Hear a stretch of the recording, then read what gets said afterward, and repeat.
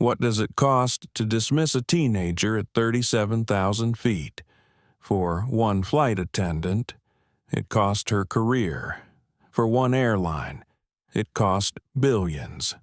But for one young man, it became the turning point that would change not only his life, but the future of countless others. On a transatlantic flight bound for London, 18-year-old Malik Carter was more than just another passenger. Brilliant, composed, the architect of a system that could transform global aviation yet to one attendant. He was only a kid in a hoodie. What followed was a clash between arrogance and dignity, between bias and truth. And when Malik refused to bow, he triggered a chain reaction that brought a corporate giant to its knees.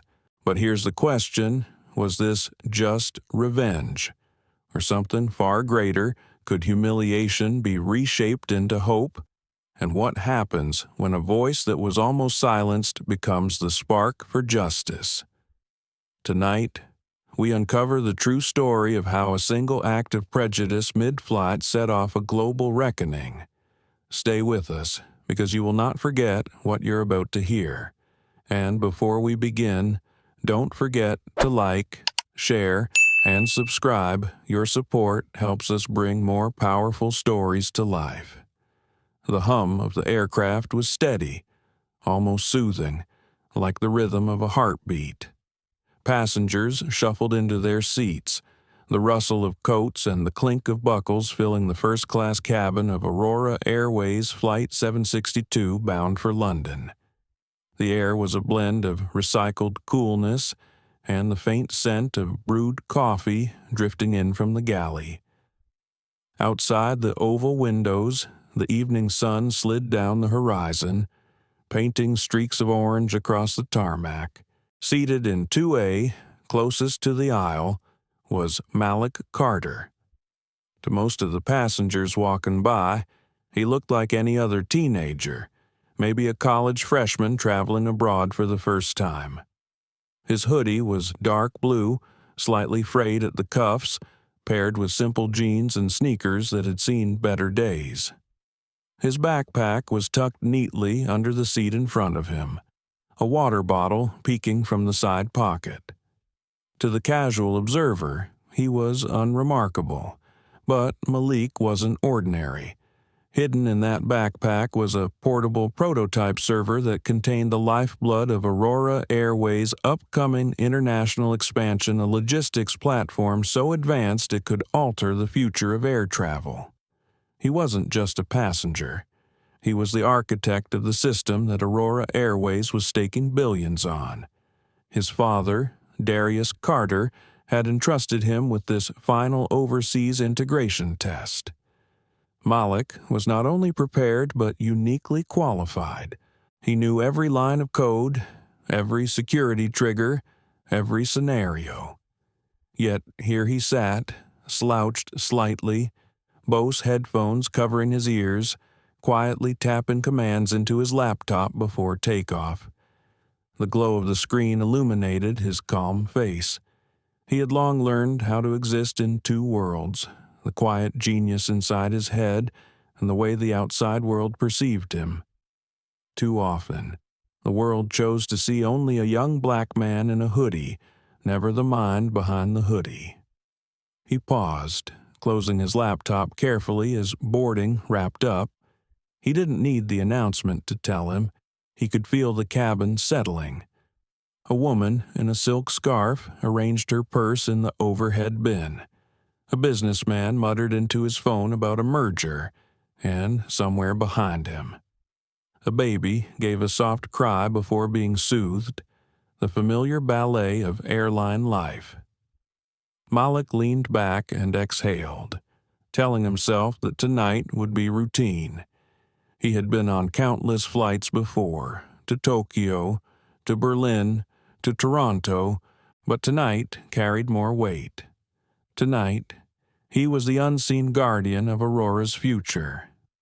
And yet, he reminded himself with a wry smile, no one here had the faintest idea. Still, Under that calm surface, a flicker of unease stirred. He knew what it felt like to be doubted. He remembered the stares when he presented his software at a conference in Paris, the skeptical glances when he sat at his father's side during negotiations, the subtle question that always lingered in people's eyes. Does he really belong here? The boarding door closed with a hydraulic sigh. A flight attendant made the final rounds, checking belts and bags. Malik adjusted his seat belt, his eyes half-lidded. He was tired, not physically, but weary of always being on guard, weary of anticipating the moment someone, somewhere, would challenge his place in the room. His phone buzzed gently in his pocket. He glanced at it, a message from his father, Darius. Safe flight. Son, remember who you are. Malik smiled faintly, the words both comforting and heavy. He slipped the phone away. He knew his father's confidence in him wasn't just paternal pride. Darius Carter wasn't a man who offered empty reassurance. He was the kind of man who moved entire industries with a call. But here, at 37,000 feet, Malik was alone. The captain's voice came over the intercom, crisp and practiced. Ladies and gentlemen, welcome aboard Aurora Airways Flight 762 to London. We're expecting a smooth flight across the Atlantic tonight. Sit back, relax, and enjoy the journey. Malik closed his eyes, letting the words wash over him. For a brief moment, he allowed himself to believe that this would be just another flight. He thought of London, the bustling city, the cool night air, the sleek glass building where tomorrow's test would take place. He thought of the pride in his father's voice when the system would pass seamlessly. But beneath those thoughts, the unease remained. It was subtle, like a vibration just under the floorboards. Something felt but not yet seen. He brushed it away, convincing himself it was just nerves. After all, what could possibly go wrong before the plane even reached cruising altitude? He straightened, reaching for a magazine in the seat pocket, pretending to read while his mind drifted. He remembered something his late mother once told him, a phrase that always lingered in his memory. The world will try to shrink you. Malik, don't let them. Stand tall even when you're sitting down. He touched the edge of his hoodie sleeve, grounding himself. She was right. He had built something extraordinary, something no one else on this plane could even imagine. He belonged here. More than belonged, he was essential. And yet, in the row across from him, a pair of sharp eyes had been watching. Sylvia Grant, the chief flight attendant, had been moving briskly through the cabin, but her gaze lingered on Malik longer than it had on anyone else. She noted his hoodie, his youth, the way he seemed out of place among the suits and silk scarves. Her lips pressed into a thin line. In her mind, something didn't add up. Malik didn't notice. Not yet. His headphones still hummed softly, carrying the low beats of a lo-fi playlist. He told himself to relax, to let go of the ever-present expectation of conflict. He told himself this was just another flight, but deep down, he knew.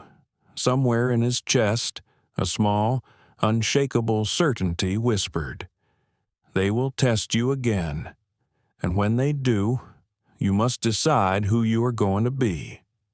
For now, the cabin lights dimmed, the engines roared, and the plane began to lift from the ground, carrying Malik into the night sky toward a storm he could not yet see, but one that would shake the world below. The plane leveled off smoothly, and the familiar ding of the seatbelt sign being switched off rippled through the cabin. A few passengers immediately stood to retrieve items from overhead bins, while others reclined and pulled out tablets or books. Malik stayed in his seat, slipping his laptop back onto the tray table. His fingers hovered over the keyboard, eager to return to the code that had occupied his mind for months. For him, the hum of the engines was white noise, a perfect soundtrack to focus. The project he carried inside his backpack wasn't just important to his father's company, it was revolutionary. Malik knew that if the final tests in London succeeded, Carter Dynamics would cement its partnership with Aurora Airways and reshape how global airlines manage logistics, scheduling, and passenger systems. He told himself that if he could just get through this flight, all the endless nights debugging, the skepticism, the whispers that he was too young would finally be answered. But the peace he craved would not last. Sylvia Grant moved down the aisle, her presence commanding. She was in her late 40s, her blonde hair swept back tightly, her uniform pressed with almost military precision. Years of seniority radiated from her every step. She prided herself on being the kind of flight attendant who kept order, who knew when something or someone was out of place. Her eyes darted across the cabin, scanning, assessing, judging. They stopped on Malik. At first, it was just a flicker of doubt. A teenager, alone, sitting in first class. Hoodie pulled tight, laptop glowing with indecipherable code. Her lips tightened. She had seen young travelers before, of course, but something about this boy gnawed at her. It wasn't just that he looked young, it was the quiet confidence in the way he carried himself. To Sylvia, it read as arrogance. She convinced herself she had reason to intervene. Approaching his row, she paused, her shadow falling across his tray table. Malik looked up, startled, his headphones slipping down around his neck. "Excuse me," Sylvia said, her voice smooth but lined with an authority that dared him to challenge it. "Can I see your boarding pass?" "Please." Malik blinked. He reached calmly into his hoodie pocket and produced the small paper stub. "Sure," he said, offering it without hesitation. She took it, studying it far longer than necessary. "Seat 2A," she murmured, her eyes flicking from the ticket to Malik and back again. "And your name is Carter. Malik Carter." Her tone carried an undercurrent he knew too well. Malik had grown up with it, the pause that wasn't really a pause, the way people let his name roll on their tongue as if testing whether it truly fit him. "Yes," he said evenly. Sylvia handed the boarding pass back but didn't step away. "And are you traveling alone? I am. How old are you, 18? Her brows arched slightly, skepticism flashing in her eyes. "You look younger." Malik forced himself to breathe slowly. He had learned that answering with calm precision often unsettled people more than defensiveness. "I get that a lot," he said. Sylvia pursed her lips. "Do you have your passport handy?" Malik reached for his backpack under the seat, unzipped it, and handed her the navy blue booklet. She opened it, scanning the photo, flipping the pages as though she were a customs officer rather than a flight attendant. She even tilted it toward the light, rubbing her thumb along the edge of the laminate. "There's some fraying here," she noted, tapping at the corner of the page. Malik tilted his head. "It's a valid U.S. passport. I've used it to travel internationally several times. It doesn't expire until 2030. She made no reply, only narrowed her eyes and snapped the passport shut. "Thank you. Please keep it with you. I'll check with the captain about some documentation matters." Malik felt a flicker of heat in his chest, but he said nothing. He slipped the passport back into his bag, his face a mask of composure. Inside, However, his thoughts churned. Why does it always come to this? Why do they always have to question? He replayed his father's words in the text message earlier. Remember who you are. He told himself not to let this rattle him. Across the aisle, a man in a tailored suit leaned forward slightly, his eyes alight with curiosity. Edward Langston had been watching the exchange with open interest. He was in his mid-50s, wealthy, entitled, the kind of man who expected the world to tilt in his direction. "Is there a problem?" Edward asked loudly, his voice carrying so that nearby passengers perked up. "Just a quick verification," Sylvia replied, her professional smile returning. Edward looked Malik up and down, his smirk thin and cutting. "First class isn't what it used to be, is it?" A few passengers chuckled quietly. Malik's jaw tightened, but he remained silent. To respond would only feed the perception Edward clearly wanted to project that Malik didn't belong. Sylvia lingered another moment before finally moving on, but the damage was done. The quiet harmony of the cabin had shifted. Passengers whispered. Some glanced at Malik, then looked away quickly when he met their eyes. The air felt heavier, weighted with judgment. Malik lowered his laptop screen, staring at his reflection in the darkened glass. His heart thudded slowly, controlled, but his mind raced. He had been through this before at restaurants, in stores, even at academic conferences where he was the youngest person in the room. Each time, the same subtle suggestion, "You don't belong here."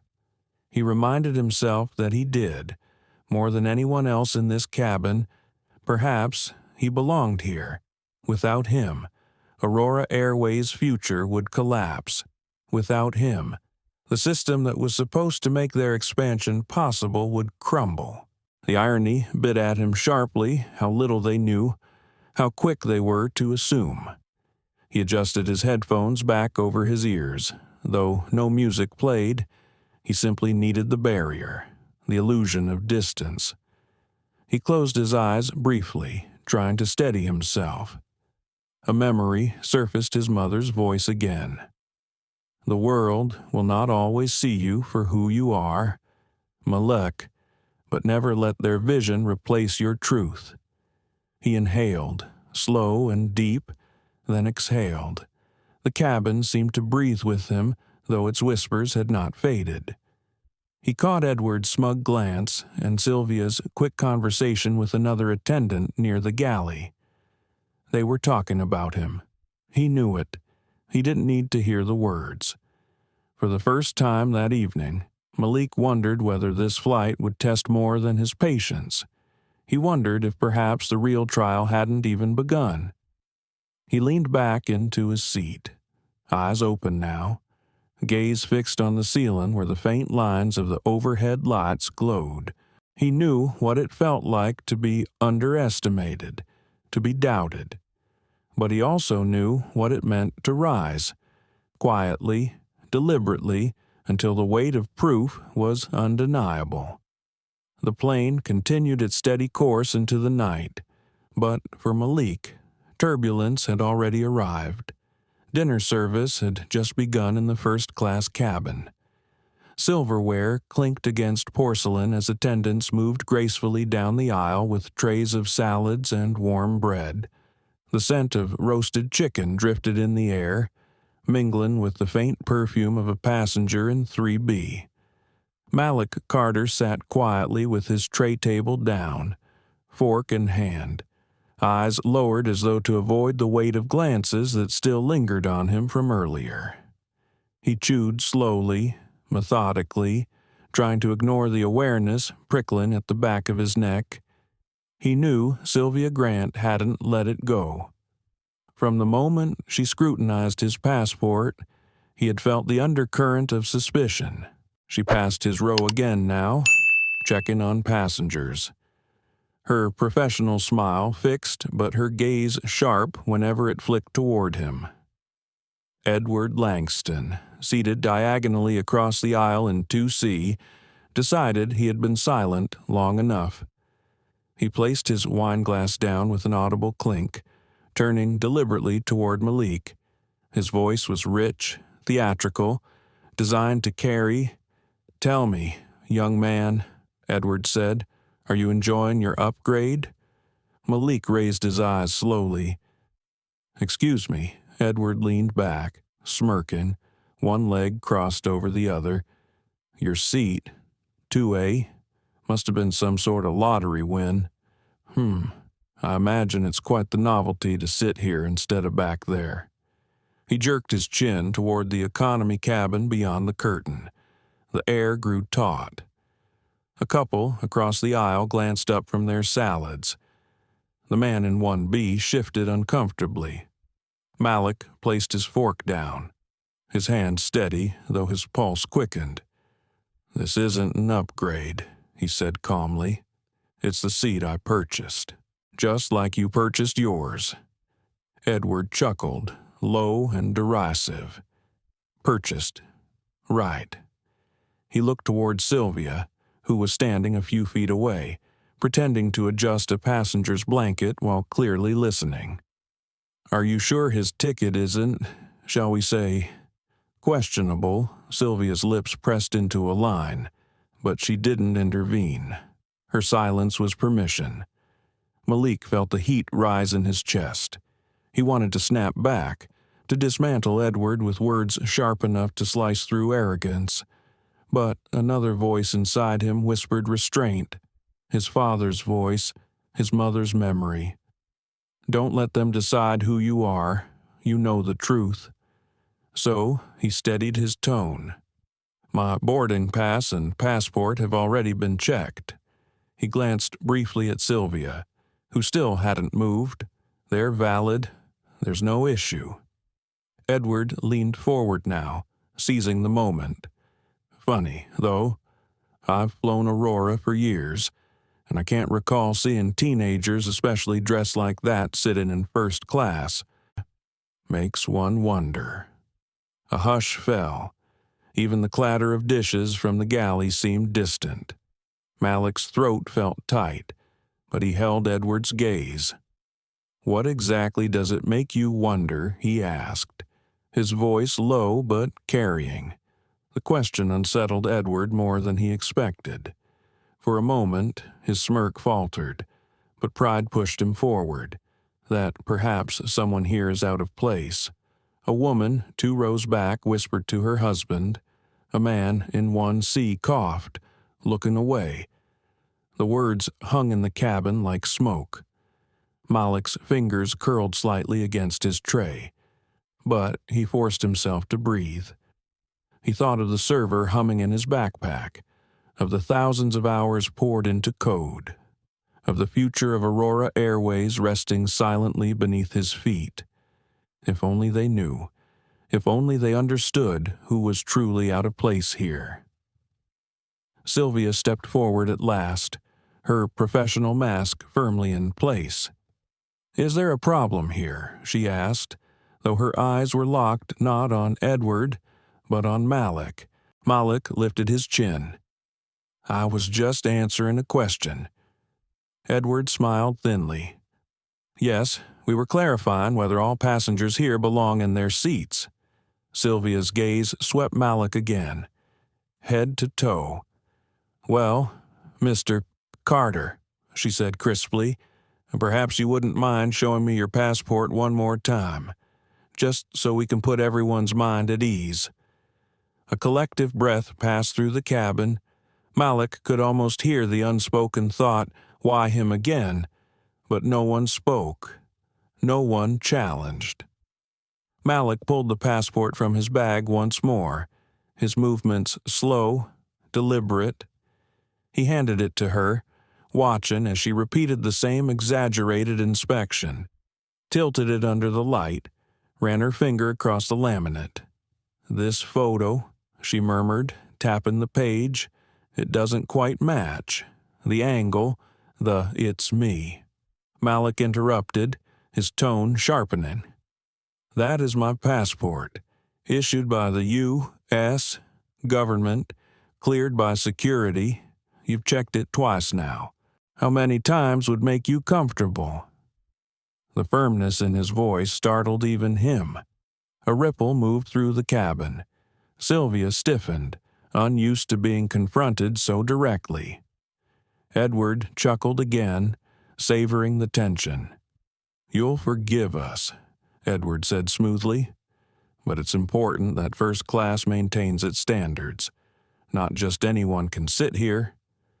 Malik turned his gaze on him, the calm now like steel. "You're right," he said. "Not just anyone. Only those who have earned it." For the first time. Edward faltered. He shifted slightly in his seat, color rising in his cheeks. Sylvia cleared her throat, snapping the passport shut with a sharp sound. She handed it back. Her voice clipped. "Very well. Keep it with you at all times." Malik accepted it, sliding it into his bag without another word. His hands trembled slightly under the tray table, but his face was composed. He refused to give them the satisfaction of seeing his anger. Inside, though, his thoughts collided. Why is it never enough? Why must I always prove myself twice, 3 times, 100 times more than anyone else? The humiliation pressed against him like a weight. Not because he doubted himself, but because he was being forced to defend his existence in a space he had already earned. The rest of the meal passed in silence, heavy and awkward. Passengers avoided looking directly at him, though he caught their sidelong glances. Edward sipped his wine with forced composure. Sylvia busied herself in the galley, but Malik could sense her unease, like a storm cloud gathering at the edge of sight. Malik closed his eyes briefly, inhaling the recycled air. He reminded himself why he was here, what was at stake. He thought of the meeting in London, of the demonstration that would change aviation forever. He thought of his father's belief in him, of his mother's words echoing from years past. Still, a small voice inside him whispered a warning. Tonight wasn't going to be easy. The storm was closer now, and when it broke, it would not only test his patience but unleash consequences far beyond this cabin. He opened his eyes, staring at the darkened screen of his laptop. His reflection looked back at him calm on the surface, but with something sharper glinting beneath. Resolve. If Sylvia Grant and Edward Langston wanted to question whether he belonged, they were about to find out. Not in the way they expected, but in a way that would change everything. The cabin lights dimmed after dinner, bathing the space in a muted glow. Most passengers settled into a quiet lull, adjusting their seats for rest, slipping on headphones, or tapping gently at tablets. The clink of glasses had faded, replaced by the steady hum of engines. Yet beneath the surface calm, tension still coiled tight around seat 2A. Malik Carter sat upright, laptop open but untouched. He stared at the scrolling code on his screen, though the words refused to register. His mind replayed every detail of the confrontation, Sylvia's repeated demands, Edward's smug insinuations, the passenger's watchful silence. His jaw clenched.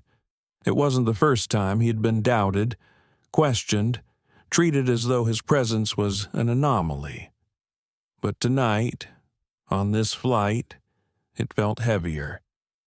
This wasn't just about him. This was about the future of an entire airline, about the credibility he had built line by painstaking line of code. And still, all Sylvia had seen was a teenager in a hoodie. He tried to bury himself in work. Fingers hovered, then tapped at the keys. But the letters blurred. His chest tightened, and for a fleeting moment, Malik considered getting up, walking back through the curtain to economy, disappearing into anonymity just to make it stop. But then his father's voice echoed in his mind, "Remember who you are." He forced his breathing to steady, willing his composure back into place. He belonged here.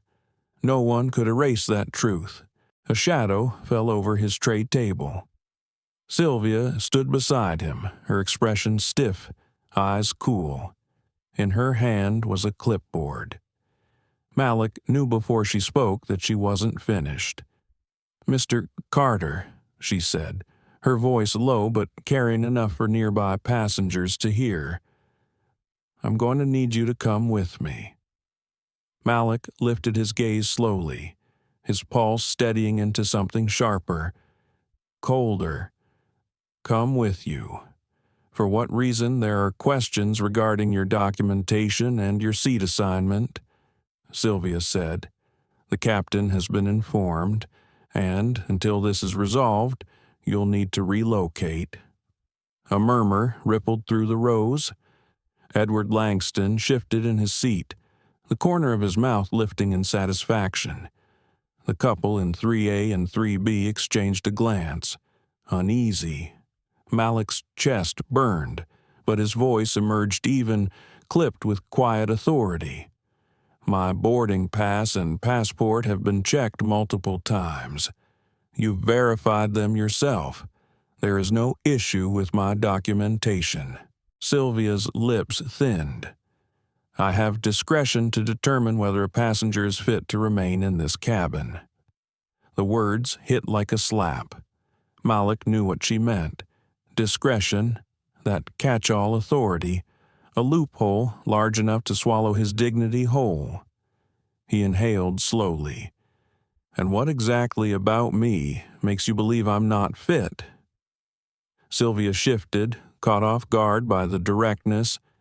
"This isn't personal," she said briskly. "It's policy." Malik held her gaze. "Policy doesn't ask you to inspect the same passport 3 times. Policy doesn't require humiliating a passenger in front of an entire cabin. This isn't about policy." A hush settled. The weight of his words pressed against the air itself. Sylvia bristled, cheeks flushing, but before she could reply, Edward's voice cut in. "I think she's right," Edward said, loud enough for everyone to hear. "If there's doubt, better to err on the side of caution. After all, security is everything these days. We can't just let anyone claim a seat up here." Malik turned his head, his stare locking on Edward. For a long moment, silence stretched between them. Malik's face remained calm, but his eyes carried something deeper, a storm restrained. "You're suggesting," he said slowly, "that my presence here is a threat." Edward raised his brows, feigning innocence.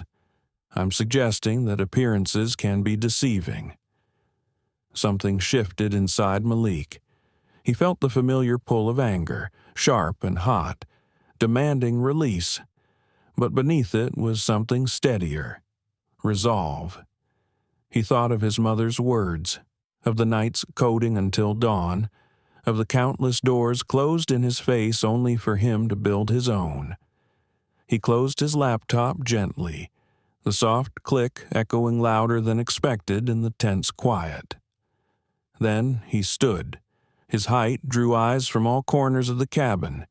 Passengers sat frozen, unsure what would happen next. "I'm not moving," Malik said, his voice calm but ringing with clarity. "This is my seat, paid for in full, verified and legitimate. If you want me out of it, you'll need more than suspicion. You'll need truth." Sylvia stiffened, gripping the clipboard tighter. "If you refuse to comply, I'll have no choice but to escalate this further." "Do what you need to do," Malik replied, his gaze steady. "But understand this, what you're doing now, in this cabin, is bigger than a seat. It's bigger than me. It's about what you choose to see and what you choose to ignore. Passengers shifted uncomfortably. The man in 1B muttered, "He's right," under his breath, though too softly for Sylvia to acknowledge. Edward's smirk faltered, replaced by a twitch of unease. He hadn't expected resistance to carry such weight, to sound so measured. He wanted a scene, but what Malik gave him instead was power disguised as composure. Sylvia opened her mouth to respond, but before she could, the intercom chimed. The captain's voice filled the cabin, calm but firm. "Ladies and gentlemen, this is your captain speaking. We've been made aware of a situation in the first-class cabin. I want to remind all passengers and crew that compliance with procedures is important, but so is respect. Let's handle this with professionalism." The words hung like a subtle reprimand. Sylvia's posture stiffened, her jaw working. She glanced at Malik, then back toward the galley. For the first time, uncertainty flickered across her face. Malik sat back down slowly, reclaiming his seat with deliberate finality. He reopened his laptop, though he didn't type. His message was clear. He was staying. Around him, passengers whispered softly, the tide of opinion shifting. A woman in 3A gave him a small nod. The man in 1B offered a glance of solidarity. Even those who had remained silent began to see what was unfolding, not a simple question of documentation, but a struggle for dignity. Sylvia retreated toward the galley, her shoulders rigid. Edward huffed, swirling the last of his wine, but Malik sat grounded, his heart pounding with both fear and triumph. He had chosen to stand firm, and though the storm was far from over, he felt the air in his lungs again. He thought of his father, of the empire Darius Carter had built with intellect and resolve. He thought of the weight he carried, not only as his father's son, but as his own person, a builder of futures. And he thought of the irony how an airline could be betting billions on his mind, while doubting the right of his body to sit in a chair he had earned. Malik exhaled slowly, gaze fixed on the dark sky beyond the window, somewhere out there. London waited, along with everything he had worked toward. But first, he would have to survive this flight. The engines droned on, the cabin lulled back into uneasy quiet, yet the tension remained, unspoken but undeniable. Malik knew the confrontation wasn't over, not with Sylvia, not with Edward. The storm had only begun. The hush in the cabin was deceptive, like the calm before a storm. From the galley curtain, Sylvia Grant's silhouette shifted back and forth. Her voice, low but clipped, filtered faintly as she spoke into the crew interphone. Though Malik couldn't hear her words, he knew she was escalating. The way she had clutched the clipboard, the rigid set of her shoulders, this was no longer a matter of discretion. This was war, and Sylvia intended to win it. Malik sat in 2A, hands resting on his closed laptop. Outwardly, he looked composed, but inside, his thoughts tangled in a storm. He'd been here before, in smaller ways questioned in stores, eyed suspiciously at conferences, asked to prove himself again and again. But never had it been so public, so pointed. Never had his dignity been placed on trial in a cabin filled with witnesses. He felt every gaze on him. Some passengers avoided looking at him altogether. Others piqued in guilty curiosity, while a few like Edward Langston stared openly, daring him to falter. Edward reclined, swirling the last sip of wine in his glass. "I must say," he announced to no one in particular, "it's quite remarkable how stubborn some people can be when they're in the wrong seat. The words were bait, meant to draw blood. Malik didn't flinch. He simply adjusted his headphones, though no music played, and looked out the window. The night sky stretched vast and unbroken, stars scattered like fragments of something ancient. It gave him strength, that immensity, against it. Edward's arrogance was small, Sylvia's suspicion even smaller. Still, Malik knew silence could only shield him so long. The interphone clicked back into its holder. Sylvia emerged, her face pale but determined. She walked briskly down the aisle, stopping at Malik's row.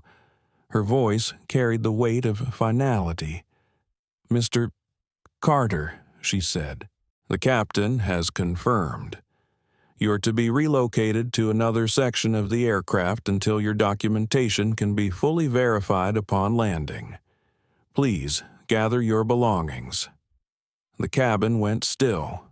Passengers straightened in their seats, sensing something extraordinary was about to unfold. Malik looked up at her slowly, his dark eyes unwavering. "So, it's official then," he said softly. "You're removing me from my seat." Sylvia stiffened. "It's a precautionary measure. A precaution against potential irregularities." Malik let the silence stretch, forcing her words to hang in the air like smoke. "Let's be clear," he said finally, his voice calm but edged with steel. "You're not questioning my documents. You're questioning me." Edward let out a short, triumphant laugh. "Finally, some honesty." Sylvia ignored him, her gaze fixed on Malik. "I'm asking you to comply." "Sir?" Malik's heart thudded once, hard, then steadied. He knew what came next. He had promised himself he would not call unless absolutely necessary, unless the humiliation became undeniable. That moment had arrived. With deliberate movements, he reached into his hoodie pocket and pulled out his phone. The glow lit his face in the dim cabin. He scrolled calmly, found the number, and pressed it. Sylvia frowned. "What you doing?" "Making a call," Malik replied. His voice was quiet, but it carried through the silence like a blade. The line rang once, twice, then connected. "Dad," Malik said, his tone steady, almost clinical. "I'm on Aurora Airways, Flight 762, Seat 2A. I've just been told by the lead attendant that I'm being removed from my seat due to irregularities with my documentation." He paused, listening. "Her name is Sylvia Grant." The name landed like a stone dropped in water. Passengers stiffened. Edward's smirk faltered. Sylvia's jaw clenched. Malik continued. "Yes, Dad, you heard me correctly. I've been denied the right to sit in the seat I purchased. No, there's no issue with my passport. No, there's no issue with the boarding pass. This is about perception, about bias." He listened again, his expression unreadable. Then his words came, calm and final. "Execute Clause 14. Immediate termination of all agreements with Aurora Airways. Pull the Horizon System assets, lock down the servers, and make sure Whitmore himself gets the notice before the market opens." The cabin gasped as though the air had been sucked out of it. Sylvia blinked, uncomprehending. Edward sat upright now, his arrogance cracking. Malik ended the call, sliding the phone back into his pocket. He picked up his laptop and backpack, not to leave, but to rest them carefully on his lap. Then he looked up at Sylvia. "You've made a mistake," he said simply. The words were not loud, but their weight pressed against every ear in the cabin. Passengers stared, frozen, as the boy they had doubted revealed a quiet authority that dwarfed the uniforms, the titles, the smirks. Sylvia opened her mouth, but nothing came out. For the first time all night, her certainty faltered. Malik leaned back in his seat, eyes returning to the window. The storm inside him had calmed, replaced by something colder. Resolve. Whatever happened next, the course had already shifted. Aurora Airways had just sealed its fate. The cabin of Aurora Airways Flight 762 seemed frozen in time after Malik ended the call. The passengers who had once looked at him with suspicion now looked at him with something else: confusion, awe, even fear. Sylvia Grant's clipboard trembled slightly in her grip. Edward Langston sat stiff, his mouth half open, unable to summon another smug remark. The boy they had tried to humiliate had just spoken with the authority of a man who held entire corporations in his palm. Malik leaned back, placing his laptop carefully on the tray table. His posture was deceptively relaxed, but inside his chest his heart beat steady, almost cold. He had crossed the threshold. This was no longer a matter of enduring insult. This was about setting a precedent, about refusing to let arrogance masquerade as authority. Outside the aircraft window, the Atlantic stretched endless and dark. Malik's reflection stared back at him. He thought briefly of his father, of how many times he had watched Darius Carter dismantle rivals with a single call. Tonight, Malik had stepped into that same ruthless clarity, and there was no turning back. Thousands of miles away in New York City, on the top floor of Carter Dynamics Tower. Darius Carter ended his own call and stood in silence for a long moment. The skyline glowed beneath him, but his focus was inward. His son's voice had been steady, but beneath it Darius had heard something raw, the sting of humiliation, the echo of a wound too familiar. He had fought his entire life to carve space for himself in rooms where he was never meant to belong. And now his son, brilliant and steady, had been forced into that same fight at 37,000 feet. Darius turned, his eyes hard. He pressed the intercom button on his desk. Get Stanton from legal, now, and wake up David in security ops. Within minutes, Robert Stanton appeared on the holographic screen, his hair mussed, his voice heavy with sleep. Marcus, he began, then caught himself. Darius, what's going on? Darius's tone was clipped. Clause 14. Termination of Aurora Airways contracts, effective immediately. Draft the notice. Cite discriminatory conduct by employee Sylvia Grant against passenger Malik Carter. Trigger full penalties. Robert blinked, stunned. That's a $2.3 billion partnership. The penalties alone will gut them. That is the point, Darius said flatly.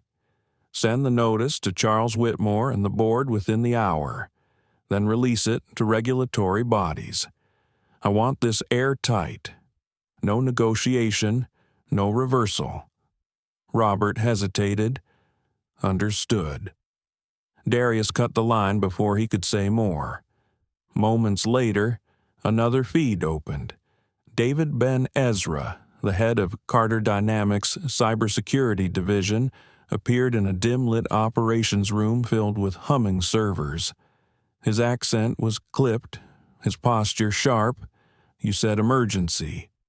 Sir Darius didn't waste words. Kill switch protocol, Horizon system, lock Aurora Airways out, all servers, all integration portals, wipe shared caches. They're done. David's lips tightened. We anticipated this day. It will be surgical. Make it irreversible, Darius said. Yes, sir. David turned to his team, barking orders in Hebrew and English. Engineers scrambled, their screens already lighting up with lines of code. Access credentials revoked. Firewalls hardened. Cryptographic erasures armed. the Horizon system. Aurora's crown jewel, their key to Asian expansion, was being pulled from their grasp like a rug yanked beneath a staggering man. Back on the plane. Malik could sense the ripple, though he couldn't see it. He imagined servers going dark, dashboards blinking red, executives staring at dead screens. A system he had poured his genius into was now burning at his command. The irony wasn't lost on him. They had tried to take his seat. He had just taken their future. Sylvia returned, her voice taut but softer now. "Mr. Carter," she said carefully, "perhaps we can revisit this conversation after we land." Malik didn't look at her. His gaze stayed on the window. The conversation is over. Passengers stirred, shifting in their seats. The tone had changed. Whatever Sylvia's authority had been, it had crumbled. She knew it, and so did they, thousands of miles away. Charles Whitmore, CEO of Aurora Airways, sat in his Manhattan penthouse, sipping scotch as he prepared notes for a morning investor call. His phone vibrated with an urgent alert. He frowned, reading the subject line, "Official Notice of Termination. Horizon System Contract." The glass slipped from his fingers, shattering on the hardwood. Within minutes, his board members flooded his inbox, demanding explanations. His CTO called, voice frantic. "Charles, we've been locked out of every Horizon integration point. Passenger data, cargo logistics, biometric boarding. Everything is gone. It's like the system doesn't exist." Charles's stomach sank. He scrolled through the notice. The trigger event, discriminatory conduct against passenger Malik Carter. He froze. Carter, as in Darius Carter, the architect of the very system they had bet their future on. His son. Charles staggered toward the window, the lights of Manhattan blurring. He could already see it, unraveling stock plummeting, investors fleeing, competitors circling like vultures.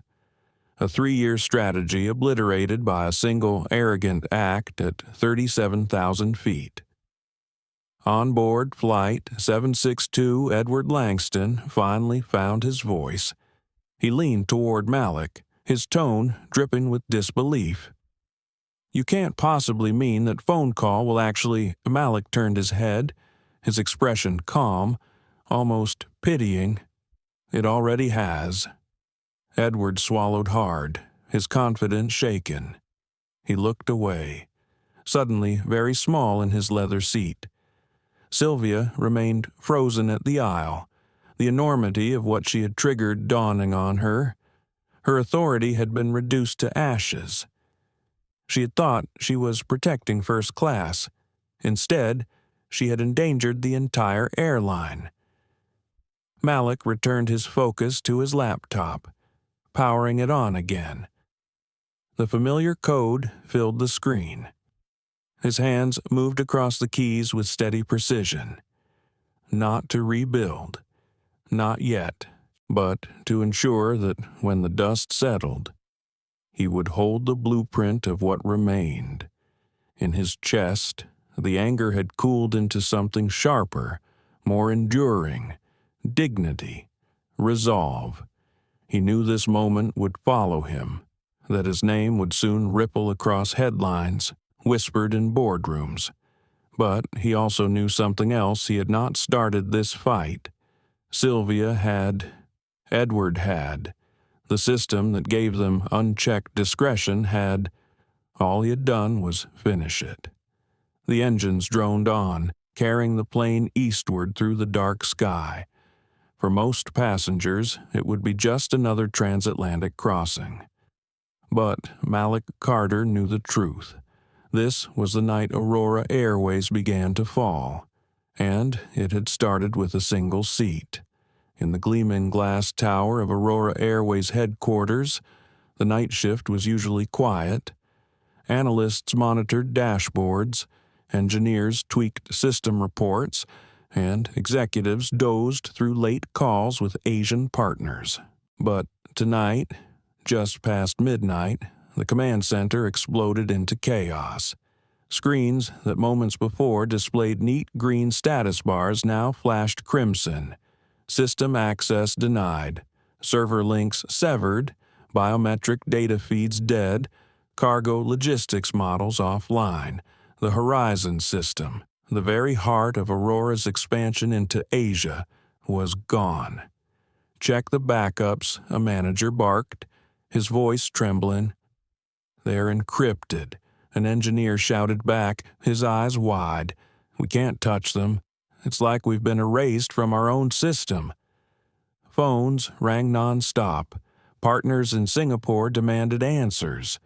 Tokyo airports reported receiving formal notices from Carter Dynamics pulling out of joint programs. By the time Charles Whitmore arrived in the command center, wearing a hastily knotted tie and a face drawn pale, the room was already drowning in panic. "What happened?" he demanded, voice raw, his CTO, perspiration shining at his temples, thrust a tablet toward him. This termination under Clause 14. They're citing discriminatory conduct against a passenger. "Sir, it's Darius Carter's son." The words hit Charles like a physical blow. He stumbled back, clutching the edge of a desk. Darius Carter. Of all the names, of all the possibilities, and his people had managed to offend the one passenger who was untouchable. Charles skimmed the notice, each line a dagger termination effective immediately. All data removed, penalties activated. The sheer precision of the language left no room for negotiation. "We can fix this," he muttered, though his voice lacked conviction. "We can call him, apologize, issue a statement." The CTO shook his head. "Sir, Carter Dynamics has already revoked our access keys. Their servers won't even recognize us. They've wiped our shared caches. Even if we begged, we have nothing left to run on." Charles turned, his face ashen. "Then we're finished." The CTO didn't answer. He didn't have to. Meanwhile, at 37,000 feet, Malik Carter sat silent, headphones back on, though the music was muted. The cabin around him had shifted. No longer was he the oddity, the suspect. Now he was the center of a silent, unspoken awe. The woman across the aisle glanced at him. Her expression softened from suspicion to something almost like respect. The man in 1B gave him a faint nod. Even those who hadn't spoken sensed the truth they were witnessing something far larger than an in-flight dispute. Sylvia Grant lingered near the galley, her composure unraveling thread by thread. She replayed the call in her mind, the certainty in Malik's voice, the name Carter. It had sounded unreal, like a performance. But deep down, she knew. She had seen the fear ripple through the cabin. She had heard the weight behind his words. And she realized too late that she had pulled a lever she couldn't push back. Edward Langston, normally the loudest man in any room, sat slouched now, his arrogance stripped away. He poured himself another glass of wine with unsteady hands, but the act felt hollow. He couldn't shake the sound of Malik's voice calm, steady, terrifyingly certain. Malik, for his part, tried to focus on his breathing. He reminded himself that he hadn't wanted this. He had wanted a quiet flight, a chance to prepare for London, a moment of peace in a life too often tested. But when the challenge came, he had chosen not to shrink. And now, the ripples of that choice were tearing through the very company that had doubted him.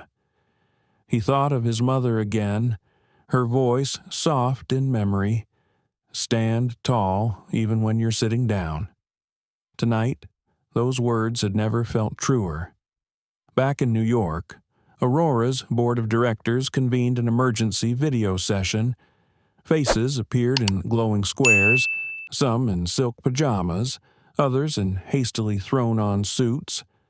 The air was thick with fury. "You assured us the Horizon partnership was secure." One director barked. "It was," Charles snapped, though even as he said it, he knew it was a lie. Nothing was secure when arrogance roamed unchecked at 37,000 feet. Another director leaned in, her face icy. "You've jeopardized the entire future of this airline because your staff couldn't treat a passenger with basic respect. And not just any passenger, Carter's son." The words echoed like a verdict. Charles opened his mouth, but no defense came.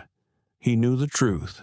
He had failed to protect the company not from competitors, not from market shifts, but from itself, from the rod of discretion weaponized by bias. By dawn, whispers had already reached Wall Street. Traders spoke in hushed tones of a brewing collapse. By the time markets opened, Aurora Airways stock would plummet like a stone on the aircraft. Malik leaned his head against the seat. Exhaustion seeped in, but he couldn't sleep. His mind kept circling the same thought. They tried to take my dignity. Instead, they lost their empire. The engines hummed, steady as ever, carrying him across the ocean. But Malik knew the turbulence was only beginning on the ground, in boardrooms, in the headlines that would soon bear his name.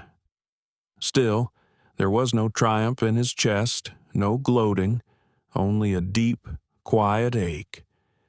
He hadn't wanted to destroy. He had wanted to be respected, to be seen, and yet the world seemed incapable of offering that without first being broken. He closed his eyes, whispering to himself words only he could hear. Let them learn.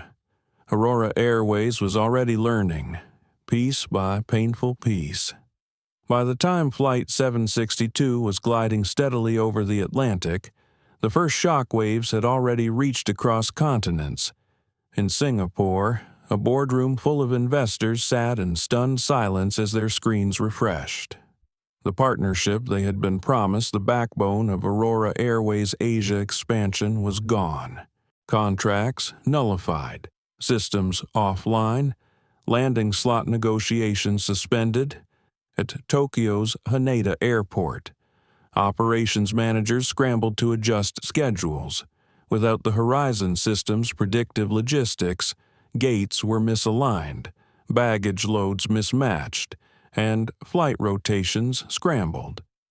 A single corporate decision in New York was sending ripples across time zones, grounding not just planes but entire strategies. In London, where Malik's flight was destined to land, the financial press awoke to frantic emails. Headlines wrote themselves, "Aurora Airways implodes after Carter Dynamics pulls plug." Traders braced for carnage at market open. Rival airlines prepared opportunistic press releases. The smell of blood in the water was unmistakable. And yet, on Flight 762, the cabin was quiet. Passengers sipped water, scrolled phones, pretended to be absorbed in movies, but their eyes flicked toward 2A, toward the teenager who had calmly ended a $2 billion deal. Malik sat still, headphones in place, staring at the faint reflection of his face in the window. The weight pressed heavy on his chest now, not anger, not triumph, but something else, responsibility. He thought back to the moment he had pressed call, the steadiness in his own voice as he'd given his father the instruction. He hadn't wavered, he hadn't shouted, but now, hours later, a question gnawed at him. Had he gone too far? He pictured the thousands of employees who worked for Aurora Airways mechanics, baggage handlers, flight attendants not unlike Sylvia, pilots who had no part in this mess. Their jobs would evaporate in the collapse. Families would be shaken, lives disrupted, all because he had been pushed too far in one humiliating moment. He shifted in his seat, uncomfortable. He hadn't wanted destruction, he had wanted dignity. But perhaps, he thought, the two were inseparable in a world that only listened when it was forced to. Sylvia Grant remained in the galley. Her confidence shattered. Every time she glanced down the aisle, she felt the sting of eyes upon her passengers who once trusted her, now silently blaming her.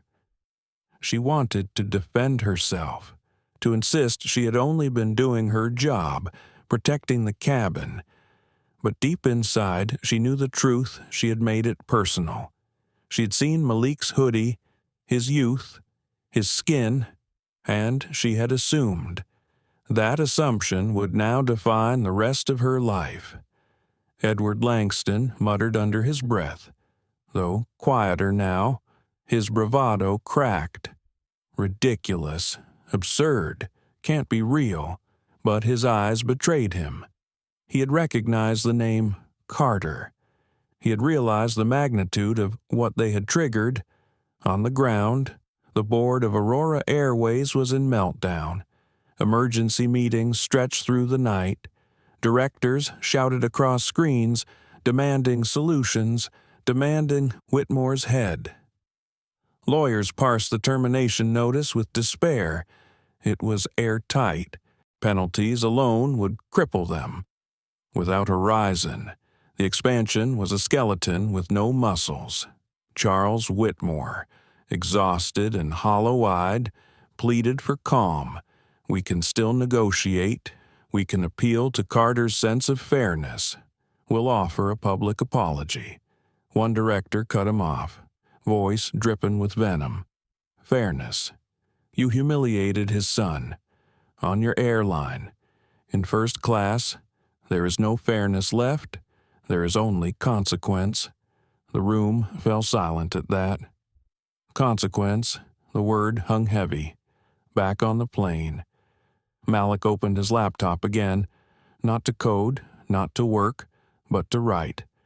Words spilled out in a private document, half diary, half manifesto. They wanted me small, he typed. They wanted me silent. But silence is the weapon of the powerful, not the powerless. Tonight I answered not just for myself, but for every time someone has been told they don't belong. I didn't want to burn their empire, but maybe that's the only language empires understand. He paused, staring at the blinking cursor. Was he convincing himself or simply recording the truth as it unfolded? A gentle voice broke his concentration. The woman in 3A leaned forward slightly. You handled yourself with incredible calm, she said quietly, careful not to draw attention. I don't know what will happen next, but I want you to know, some of us see it. We see you. Malik blinked, caught off guard. He gave a faint nod. Thank you. The words were small, but they mattered. For a brief moment, the crushing weight lifted, replaced by something like hope. Meanwhile, news outlets across Europe and Asia began piecing the story together. Social media caught fire.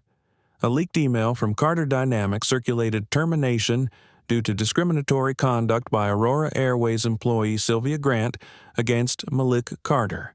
The hashtags trended within hours. Flight 762, Aurora collapse, respect denied. The world didn't just see a corporate failure, they saw a human story at its core. A young black passenger denied dignity. A father's empire striking back. By the time dawn touched New York, the financial world was braced for one of the ugliest trading days in years. Pre-market data showed Aurora Airways stock already plunging. Analysts predicted bankruptcy within months. In his penthouse, Charles Whitmore stared at the skyline, the scotch in his hand untouched. He thought of the countless hours, The careful negotiations, the billions invested all undone by a single arrogant miscalculation. Or was it more than that? Was it the rot at the heart of his airline, the blind spot they had all ignored? His phone buzzed. Another investor, another demand. He didn't answer. He couldn't. On Flight 762, Malik finally allowed himself to close the laptop. He folded his arms across his chest and exhaled slowly. Around him, the cabin exhaled too, though quietly, as though afraid of breaking the fragile equilibrium.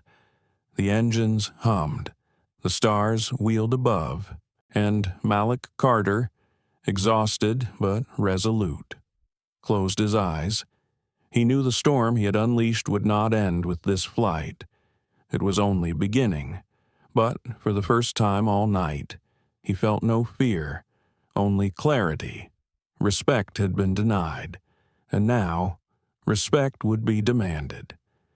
The cabin lights dimmed as Flight 762 crossed deeper into the Atlantic night.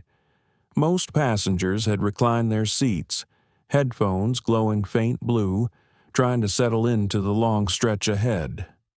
But beneath the hush of white noise, tension simmered.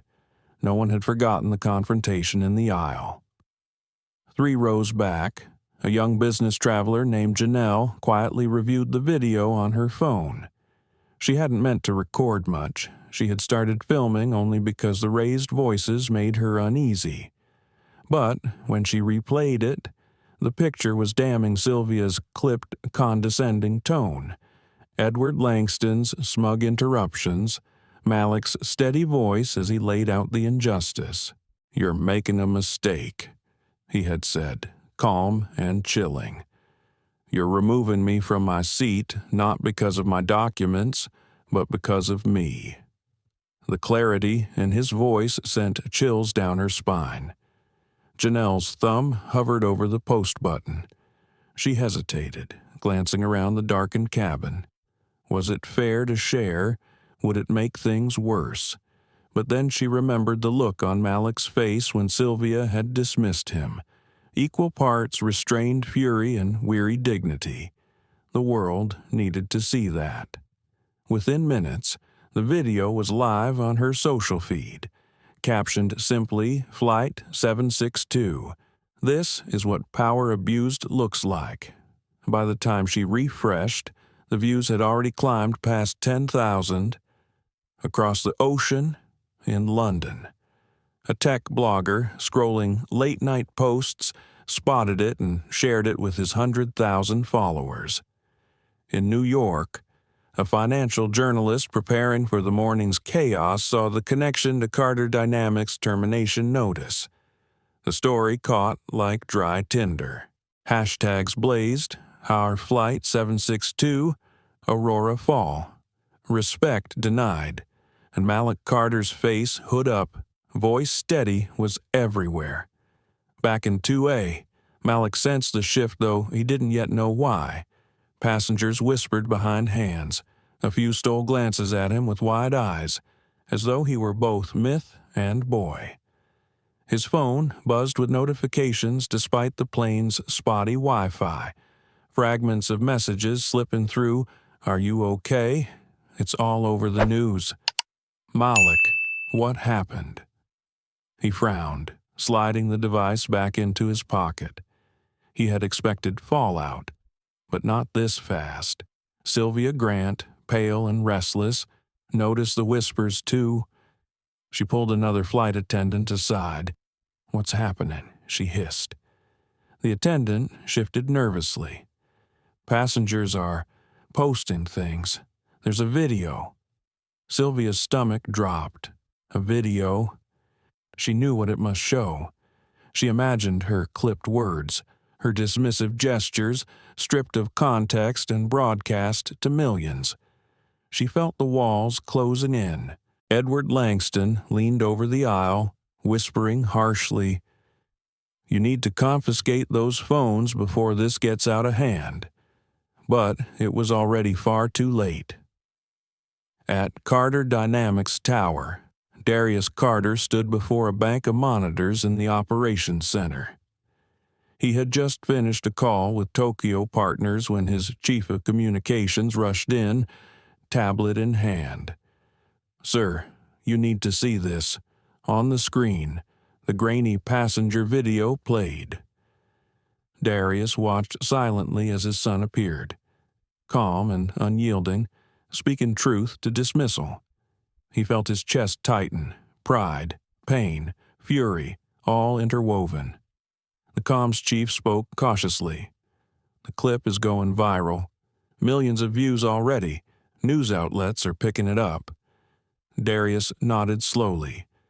Let them. The world should see what arrogance costs. But in his heart, he knew Malik hadn't wanted this kind of spotlight. His son wanted respect, not fame. And yet, fame had found him, unwelcome and merciless, on board. Malik's laptop screen lit with news alerts filtering through the sluggish connection. Headlines scrolled Aurora Airways collapse, accelerates after passenger video surfaces. His stomach clenched. His own name glared back at him. He shut the lid with a snap, exhaling hard. The stairs in the cabin pressed heavier now. He wasn't invisible anymore. He was spectacle. The woman in 3A leaned forward again, her voice gentle. "It's everywhere. You know, people are watching you right now. They're hearing what you said." Malik closed his eyes briefly. "I didn't want them to, but maybe they needed to," she replied. He didn't answer. His chest ached with the contradiction, wanting to stay small, but forced into largeness. Sylvia gathered her courage and approached him once more. "Mr. Carter," she whispered, no longer commanding. I think we should talk." Malik looked up, his eyes cold. "Talk, you mean, after the humiliation, after the dismissal? What would you say now that you wouldn't have said then?" Sylvia faltered. The words stuck. For the first time in years, she had none. Edward scoffed, but the sound was hollow. He shifted in his seat, realizing his presence no longer carried weight. Even his privilege seemed brittle under the storm Malik had unleashed. By dawn in Europe, the story dominated headlines. Financial shows led with plummeting Aurora stock futures. Social justice commentators called it a turning point in corporate accountability. Students shared Malik's words as rallying cries, and Malik, sitting in 2A, felt the world pressing in. He wondered how many lives he had just altered: pilots, crew, office staff. He pictured their children, their mortgages, their ordinary mornings. His jaw tightened. The guilt pressed heavy. But then he remembered Sylvia's smirk, Edward's arrogance, the sting of being told he didn't belong. Respect was not optional. It was fundamental. If the cost of teaching that lesson was destruction, then perhaps destruction was overdue. The engines roared steady. The Atlantic slipped by below, and Malik Carter, a teenager who only wanted dignity, became the unwilling face of a global reckoning. The captain's voice broke the restless quiet of the cabin. "Ladies and gentlemen, we are beginning our descent into London Heathrow. Please ensure your seat belts are fastened." For most passengers, it was a routine announcement. For Malik Carter, it felt like a warning. The moment his feet touched the ground, the storm that had been brewing across the world would crash over him. He had felt it in the buzzing of his phone, in the sideways glances of passengers who now looked at him like a headline, not a boy. He shut his laptop and slid it into his backpack, hands steady though his stomach twisted. He had faced down Sylvia. He had faced down Edward, but facing the world, that was another battle entirely. Sylvia moved quietly through the aisle, mechanically checking seat belts.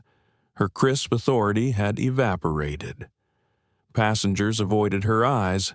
Every time she leaned near Malik's row, her throat tightened. She wanted to speak, to apologize, to beg for some kind of redemption, but Malik's expression, calm, distant, untouchable, silenced her. Edward Langston shifted in his seat, muttering to himself, "Ridiculous, overblown, this won't last," but his fidgeting hands betrayed him. His world, built on entitlement, was cracking. The wheels touched down with a jolt, the roar of engines reversing filling the cabin. Passengers exhaled in relief, but for Malik, the descent had only begun. As the plane taxied, phones lit up across the cabin. Heathrow's signal snapped passengers back online. News alerts flooded in, messages chimed, headlines screamed. Several passengers gasped audibly. Malik felt the weight of their stares intensify. He didn't need to check his phone to know the story had exploded. When the seatbelt sign dinged off, the cabin erupted in the usual shuffle of bags and jackets. But no one moved toward Malik. A strange buffer formed around him, as if he were both dangerous and sacred. At the door, Sylvia stood rigid, forcing a brittle smile as the passengers disembarked. When Malik reached her, she opened her mouth, but nothing came out. Malik met her eyes for the briefest moment. There was no hatred there, no triumph, only a quiet finality. He stepped past her without a word. The jet bridge was unusually crowded, not with passengers but with cameras, reporters, microphones thrust forward. Security tried to hold the line, but the questions poured over them like waves. Malik, did Aurora Airways discriminate against you? Did you really order your father to cancel the Horizon project? Do you realize the company may collapse because of you? What do you say to the thousands of employees who could lose their jobs? Malik froze, his breath catching. The flashbulbs, the shouting, it was overwhelming. He wasn't a boy in a hoodie anymore. He was a symbol, a lightning rod. For a moment, panic rose in his chest. He thought of ducking, of running, of disappearing into the crowd. But then his mother's voice echoed in his mind, "Stand tall even when you're sitting down." He straightened his shoulders. He didn't answer, but he didn't flinch either. Security guided him through the crush, their hands firm on his arms. Outside customs, a black car waited. The driver, calm and unflustered, bowed slightly. "Mr. Carter, your father has arranged transport." Malik slid into the back seat, his heart still hammering. The tinted windows muted the chaos outside. For the first time in hours, silence wrapped around him. In the car, his phone buzzed relentlessly. Messages from friends, from classmates, from strangers, some cheering him, some blaming him. The weight of thousands of voices pressed into his palm. He powered it off. At Aurora Airways' London office, Charles Whitmore stared hollow-eyed at the morning news. Stock prices plunged in real time, the red numbers tumbling down the screen. Reporters camped outside the building, their questions venomous. The board had already convened without him. He knew what was coming. His assistant entered, face pale. "Sir, the board has called an emergency vote." Charles nodded numbly. He had spent decades building this airline, dreaming of expansion, chasing glory. And now, undone not by competitors, not by market forces, but by arrogance at 37,000 feet. "Prepare the resignation," he whispered. Back in London, Malik arrived at a hotel his father had secured. The lobby bustled with staff trying to keep the press at bay. He was ushered upstairs quickly. In the suite, the curtains were drawn, The air hushed. He sank into a chair, exhaustion finally breaking through. For the first time, he allowed himself to feel the enormity.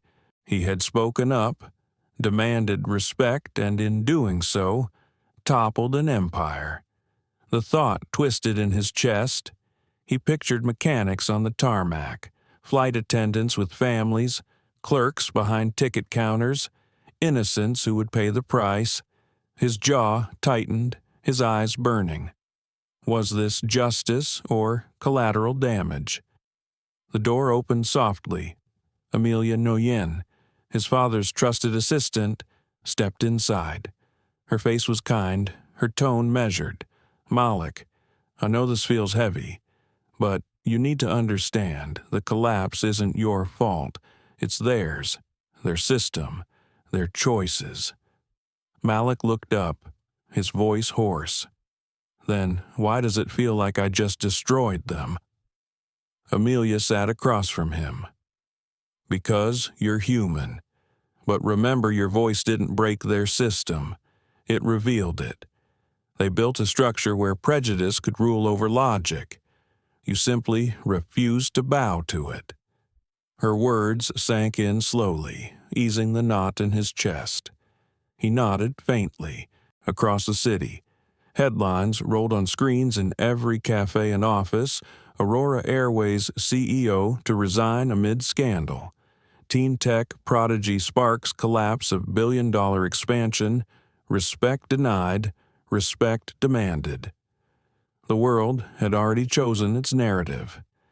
Malik Carter wasn't just a passenger anymore. He was the story. As night fell over London, Malik stood by the window of the hotel suite. The city glittered below, alive and restless. He pressed a hand to the glass, his reflection staring back. He didn't feel like a hero. He didn't feel like a villain. He felt like a boy caught in the undertow of forces far bigger than him. But somewhere deep inside, beneath the exhaustion, a seed of clarity grew. If the world was going to make him a symbol, then he would decide what that symbol meant. Not destruction, not arrogance, something else, something built from dignity. He didn't know yet what form it would take. But he knew this, he would not let the story end here. Aurora Airways was collapsing. But Malik Carter was just beginning. London's morning sky was gray, streaked with drizzle that blurred the outlines of skyscrapers. Inside a private conference room overlooking the Thames, the tension was sharper than any storm. Aurora Airways' surviving leadership sat at one end of the long mahogany table. Their suits looked pressed, but their faces were drawn, sleepless, desperate. Charles Whitmore wasn't among them. His resignation had been tendered at dawn. The board had sacrificed him in a futile attempt to salvage credibility. Now, vice presidents and senior advisors sat in his place, their voices hushed, their eyes restless. At the opposite end, the air shifted as Darius Carter entered, followed by his son. Malik's hoodie was gone, replaced by a simple black sweater, still understated, still unassuming, but his presence carried weight. Cameras weren't in the room, but every eye tracked him like they were. Darius didn't sit right away. He surveyed the room in silence, letting the discomfort build. Then, with deliberate calm, he spoke. "You invited us here to negotiate," he said. His tone was smooth but unyielding. "But there will be no negotiation." The executive shifted, exchanging nervous glances. One cleared his throat. "Mr. Carter, surely we can find common ground. The collapse of this partnership benefits no one." Darius cut him off with a raised hand. "No, you misunderstand. The collapse benefits everyone who believes respect is not optional. My son was denied dignity on your aircraft. That wasn't a mistake. It was the predictable outcome of a system you designed. We don't negotiate with systems that allow prejudice to masquerade as policy." The silence was heavy. Malik could feel the weight of his father's words, but he also felt the eyes on him, curious, assessing, even accusing. He wasn't just a witness here. He was the fulcrum. One executive leaned forward, desperation etched into his face. "Malik, please, you're brilliant. You built Horizon. You know the power of your creation. If you walked away because of what happened because of Sylvia Grant, then let us fix it. Fire her. Fire the crew. Fire Whitmore. We've already done it. But don't burn 30,000 jobs because of one person's ignorance." Malik's jaw tightened. His hands curled slightly on the table. He thought of mechanics, clerks, families.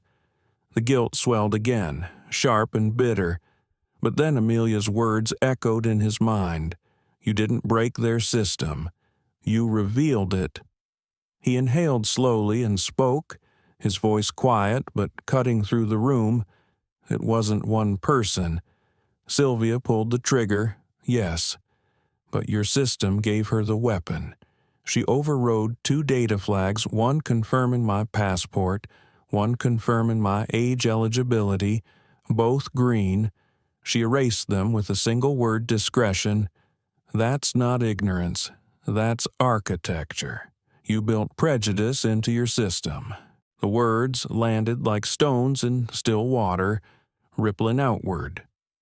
Several executives shifted uncomfortably. Darius's eyes flicked toward his son, pride barely concealed. Malik's voice wasn't loud, but it was undeniable. Another executive, a woman in her 50s with silver streaks in her hair, tried again. "We can change the system, rewrite the protocols, remove discretion, build in safeguards. If you help us, Malik, we can create something better. Let us prove it." Malik met her gaze. There was sincerity there, a flicker of remorse. "But it wasn't enough. It's too late," he said softly. "Trust doesn't reboot like code. Once it's corrupted, you can't patch it. You rebuild from the ground up or you walk away." The woman lowered her eyes, defeated. Darius finally sat, folding his hands on the table. His voice was measured steel. "You see, this was never just about a seat in first class. It was about what that seat represented, who belongs and who doesn't. My son belongs anywhere he has earned the right to be. He shouldn't need an empire at his back to prove it. Until you understand that, until your structures reflect that, there is no deal to be made." The room fell into silence. The executives knew the verdict had already been delivered. Malik leaned back slightly, his chest rising with a controlled breath. He hadn't shouted, he hadn't demanded, he had simply told the truth, and truth was heavier than any punishment. One by one, the executives slumped, the fight leaving their eyes. They had come seeking salvage. They were leaving with ruin. Darius stood, Malik followed. At the doorway, Malik paused, glancing back once more. For a moment, his gaze softened not with pity, but with clarity. "You wanted to know the price," he said. His voice was steady, final. It was respect, and you couldn't afford it. Then he turned, walking out beside his father. Outside, Amelia Nguyen waited. She had watched the collapse from the margins, taking in every detail. As Malik and Darius approached, she fell in step with them. "You were brilliant," she said quietly. Not angry, not vengeful, just undeniable. Malik gave a faint smile, weary but resolute. "I didn't want to destroy them." Amelia shook her head. "You didn't. They destroyed themselves. You just refused to let them take you with them." They stepped into the rain, flashes already sparking from reporters stationed across the street. Questions shouted, umbrellas jostled. But Malik felt a strange calm as droplets spattered against his sweater. The storm outside mirrored the storm he had lived through. Only this time, he was still standing. That night, as the world absorbed the downfall of Aurora Airways, Malik sat by the hotel window again, the city lights shimmering like distant constellations. He thought of Sylvia, of Edward, of Charles Whitmore, of 30,000 employees staring into an uncertain future. He thought of his own role not as destroyer, not as avenger, but as catalyst. And for the first time since the gate, he felt not guilt, but purpose. This wasn't the end of a story. It was the beginning of one. Months had passed since that turbulent night on Flight 762, but its echoes still reverberated across the world. Aurora Airways was no more. Its stock had collapsed beyond repair, its planes sold off in a fire sale merger, its name relegated to case studies in business schools under a grim title, The $2 billion Gate Mistake. For many of its employees, the collapse had been devastating. Families struggled, careers ended, bitterness lingered, yet slowly, piece by piece, the world adjusted. Other carriers absorbed the workforce. Competitors swooped in to claim market share. The aviation industry kept flying, as it always did. But Malik Carter's life had changed in ways far deeper than the market tickers could measure. At 18, he found himself the reluctant face of a global story. Some called him the boy who broke an airline. Others hailed him as a symbol of accountability, proof that even the most powerful corporations could be undone by prejudice. He had endured interviews, think pieces, even protests outside his family's headquarters. Through it all, he remained steady, his quiet voice cutting through the noise. One crisp autumn morning in Austin, Texas, Malik stood in a new building that bore a name not yet known to the public, the Horizons Foundation. The glass walls glimmered in the sunlight, the logo etched in bold lines above the entrance. Inside, monitors displayed flight paths and itineraries, but these weren't for corporate expansion. They were for students, dreamers, young scientists, and engineers from underserved backgrounds. Horizons had one mission to ensure that travel was never the barrier to opportunity. The same algorithms Malik had once written for Aurora Code meant to optimize baggage routes, and gate assignments were now repurposed to find the cheapest flights for kids headed to robotics competitions, medical conferences, or research internships. The same biometric tools designed for efficiency now ensured first-time travelers could navigate airports safely and with dignity. In one corner, a team of engineers, many of them former Aurora employees who had lost their jobs, worked with renewed purpose. In another, administrators fielded calls from schools across the country, applying for travel grants. And in the center of it all stood Malik, no longer just the boy in the hoodie at Gate B-27, but the architect of something larger than himself. Amelia Nguyen, who had once been a junior assistant at Aurora, now served as Horizon's chief operating officer. She walked into Malik's office holding a tablet. The first cohort of students just landed in Berlin, she said, her eyes shining. They sent a video, they can't stop smiling. Most of them had never even been on a plane before. Malik watched the clip on the screen, a group of wide-eyed teenagers stepping into an airport terminal, clutching welcome packets, guided through the chaos by systems he had designed. His chest tightened, not with guilt this time, but with pride. "Good," he said softly. "That's the whole point. to make them feel like they belong from the second they step off the plane. Amelia smiled. They do, because you built this. Later that day, Malik stood before a room full of reporters for the Foundation's official launch. Cameras flashed, microphones crowded forward, but this time he didn't shy away. He had chosen this moment. He began quietly, his voice carrying with the calm strength that had defined him all along. Almost a year ago, I was told I didn't belong in a seat I had earned. I was dismissed, doubted, diminished. That moment changed the course of an airline and my life. But humiliation wasn't the end of my story. Respect was. The Horizons Foundation exists because dignity should never be optional. No student should miss an opportunity because they can't afford a flight. No young person should feel they don't belong in the spaces where their talents take them. We're here to open doors, not close them. The room was silent as his words landed. Some reporters scribbled, others simply stared. For once, the story wasn't about collapse, it was about creation. In the months that followed, Horizons expanded rapidly, partnerships formed with universities, nonprofits, and even rival airlines eager to rebuild their reputations. Donations poured in from philanthropists who saw in Malik not just a prodigy, but a leader.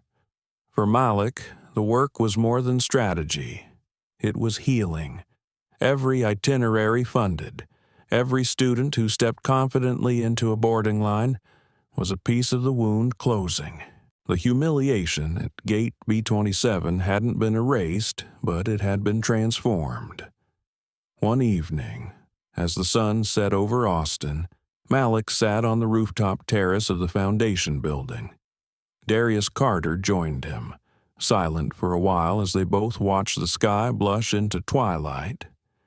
You turned the worst night of your life into something bigger than both of us, Darius said finally. His voice, usually so commanding, was softer now. You could have chosen revenge. Instead, you chose legacy. Malik's gaze stayed on the horizon. Revenge doesn't build anything. Dad, it just burns. I wanted to prove that power isn't in closing gates. It's in opening them. Darius looked at his son with a quiet pride that words couldn't hold. Down below, the city lights flickered to life. Planes arced across the darkening sky, their trails faint ribbons of possibility. For Malik, each one was a reminder the sky wasn't a limit, it was a promise.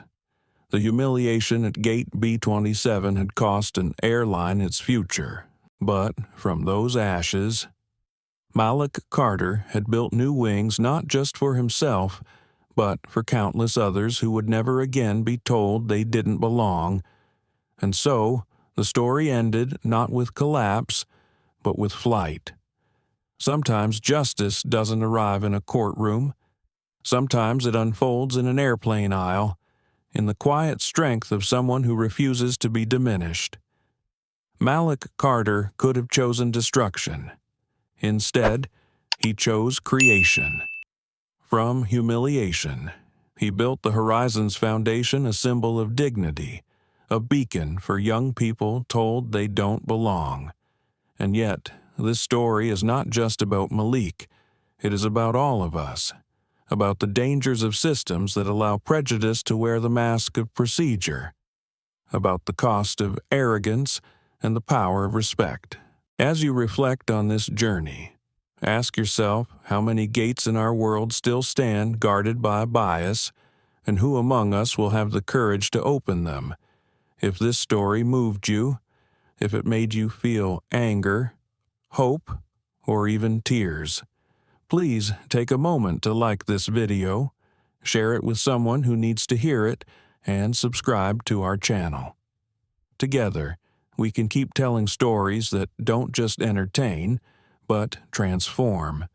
Because in the end, true power isn't in closing doors, It's in opening them wide so that everyone knows you belong. The sky's yours.